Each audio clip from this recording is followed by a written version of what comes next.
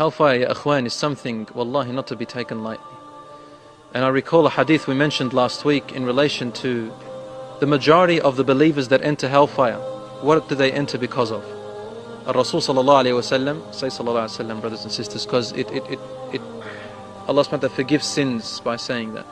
He said, the majority of the reasons why Muslims end up in hellfire for a while is, he called it muhaqqirat al-dhunub. They are the sins that we take for granted. You know, like little things. They're forbidden, but they're not major, and we don't take them as important. We say, it's just a sin, man, it's alright, just a little bit. It's just a kiss, it's just a look, it's just a lie, it's just a little cheat, it's just a little theft, it's just once, it's okay. We take them for granted. What happens when you take a small sin for granted? When you don't care about it, or you're careless? What happens? What do? You keep doing it, you keep repeating it. That's the danger. When you take something so lightly, in our nature, we continue to repeat it until finally it becomes a habit. We're desensitized to it. We don't have any more, we're not sensitive to it anymore. And so it becomes a normal part of our life.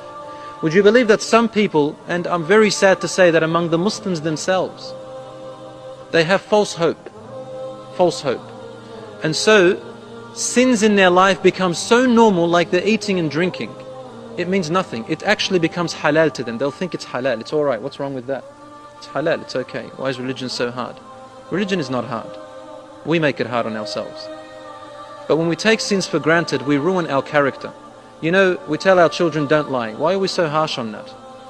We are so careful that our children, they're 5, 6 years old, 7, we teach them not to lie or steal. And we punish them.